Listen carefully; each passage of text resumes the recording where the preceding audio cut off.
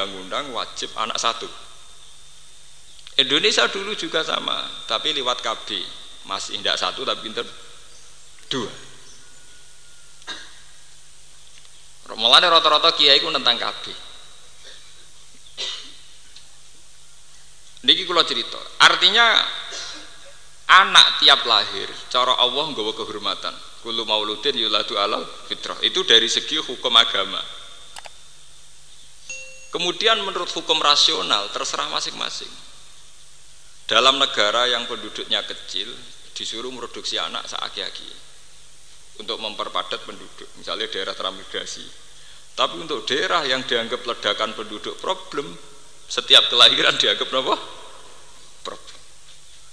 Terus manusia menciptakan ukuran-ukurannya sendiri, ya? Menciptakan ukuran-ukurannya apa? Sendiri. Begitu juga ideologi dunia menciptakan ukuran-ukurannya sendiri. Nah, cara ideologi Kristen, anak lahir itu membawa dosa sehingga punya utang jasa sama Yesus karena Yesus yang menebus apa? Dosa. Tapi kalau kita ideologi Islam, bahwa anaknya gento, bahwa anaknya bajingan, lagi lahir perecet, tetap yuladu alal fitrah. Dia tetap anak yang apa? Suci. Niki sampean perhatikan. Nah, sejauh mana manusia itu masih melihat anak bayi ini sebagai aset agama atau aset ekonomi atau problem ekonomi atau aset sosial atau problem sosial. Ini malah bener nggih, fasodaqallahul azim ketika Allah ngendikan kalla innahum ar-rabbihim yauma idzil lamahjubun. Pada akhirnya manusia itu nanti hijab. Kena hijab ngeten nggih. Contohnya niki pentingnya ngaji ngawak kula. Misalnya kula nu seneng Quran. Seneng maca tasbih, seneng ngaji, seneng mulang. Sehingga dua anak pertama itu seneng, aku mesti mati. Nak mati kudu ana sing terusno agama. Anak-anakku lanang iso terusno agama. Senenge ra karuan, yo bandingane agama. Iki pentingnya cuci otak. Paham nggih? Nak wong kedonyan ki ngoten, duwe seleb, duwe gudang, duwe sawah, duwe tuwegal. Sirbule ora duwe anak utawa anak wedok-wedok. Ngenakno mantuku. Bareng perecat lanang senenge rakuan ora kelyo. Keli udah bek nilai-nilai dunia. Ya saiki kena utek wong wedok-wedok sing trafficking. Wah iki bayi apik larang regane nggih. Tenggene Pulau Kucing perbatasan Malaysia Kalimantan wonten trafficking perdagangan anak. Bayi lahir dianggap aset ekonomi. Nak gak pincang, gak picek, wah larang. Makanya sekarang kriminal terbesar di Jakarta di Kucing itu bukan kriminal prostitusi, kriminal wong nakal produksi anak. Engko anak di napa? Ditu. Kiai-kiai sing ngaramno wartawan ora pati setuju. Wartawan pancen dosa, penggaweane ngrasani wong. Tapi hikmahnya yo gede. Umpama ora ono wartawan, berita-berita ngono itu tidak diekspos secara nasional. Karena yang punya sigi, yang punya lusur, yang punya sidik itu hanya wartawan. Dan itu bantu kepolisian sekali untuk menangkap nopo trafficking itu, pelaku-pelaku penjualan nopo anak itu. Nah, ketika sudut pandang terhadap anak itu beda-beda sesuai pemahaman orang. Kalau orang agama dianggap aset agama, ini penerus agama. Kalau orang kaya dianggap penerus dinasti kekayaan. Kalau trafficking dianggap aset ekonomi. Berarti PR ulama atau PR kiai adalah bagaimana masyarakat bisa memandang anak secara positif, yaitu dianggap sebagai aset apa? Agama.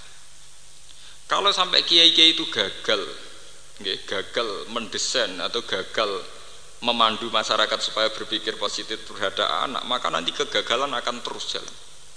Karena nanti orang melihat anak sesuai desain, sesuai jalan otaknya masing-masing. Kalau nanti delok teng TV, kalau kan sering penelitian, ya selain delok teng TV sering penelitian. Direktur anak jalanan teng Jogja nu kanca akrab kula. Teng rumah singgah. Itu problemnya itu memang begitu. Orang-orang nakal di Jakarta itu sekarang itu lebih seneng produksi anak. Wong nakal sing produktif, sing tukang bayi. Niku dibuai secara nakal juga. Kemudian nanti anaknya napa? Dijual.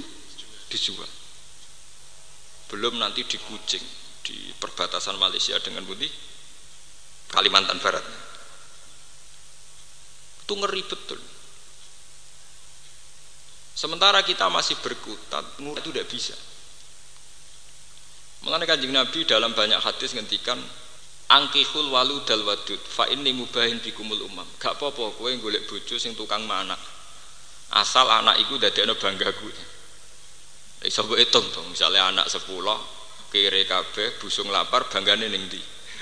Jadi aja jumlah ketok, tapi yang melahirkan apa kebanggaan. Oh, kadang-kadang macane hadis ora bar, penting anake akeh. Terusane hadis iku sing ana banggane fa inni mubahin bikumul umam. Mboten iki kula cerita strategi politik ben sampean paham. Kemudian masalah KB, nggih rata kiai setuju. Saya sendiri secara pribadi setuju kalau dengan arti KB itu membuat kualitas napa hidup yang lebih napa baik. Tapi yang menjadi masalah itu kan begini, misalnya nih, ben sampean ngrasa dosa, nak melarat teman-teman ben ngrasa napa dosa. Misalnya kalau Cina yang kaya, iku kelangsungan kekayaannya bisa langgeng gara-gara mereka punya anak yang potensial meneruskan apa? Kekayaan. Karena mereka hidup secara tertib, duit tabungan, anaknya lagi lahir di asuransekno. Sehingga lagi lahir di tabungan 1 miliar, enggak pas tuwek 10 miliar, sehingga pas ABG puber langsung jadi bos. Dan Cina ini misalnya dua anak telu. Kue sing kiai musola langgar penceng ya dia anak telu. Anak lahir hamilnya wis diutangan. Lahirnya nganggo duit utangan. Ini tidak fair saja. Kemudian cara pendidikan ya pakai duit utang. Bagaimana Anda bisa membayangkan anak telu iki sing anak imam musola berkompetisi dengan dari lahir wis duwe asuransi. Wene sinau tenan nganti dadi pakar ekonomi. Anak yang ini kan bisa saja karena radhi duit kan milih jalan pintas dukun. Bagaimana Anda bisa berharap kompetisi ini seimbang? Paham ya? Kompetisi ini apa? Seimbang. Lu kalau ngomong mboten nuruti nafsu mboten. Ini masalah kita, masalah sosial kita. Sehingga kalau kita sudah berani jadi kiai harus berani membentuk zuriatan thayyibah. Zuriatan thayyibah itu dimulai dari strategi yang rasional, yang masuk akal. Sebab itu agama mewajibkan orang itu punya tirkah. Lan iki perlu dingerteni santri-santri. Saake Quran, aku ora ndek warisan saake napa Quran.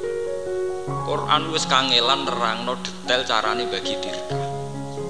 Yusikum wa fi auladikum lidzakari mislu hadzil unsayain fa in kunna nisaan fawqasnataini falahunna sulusa ma tarak wa in karat wahidatan falahan nisf wali abawaihi likulli wahidin minhum as-sudusu mimma taraka in kana lahu waras. Wae Quran bakas warisan nganti bulet.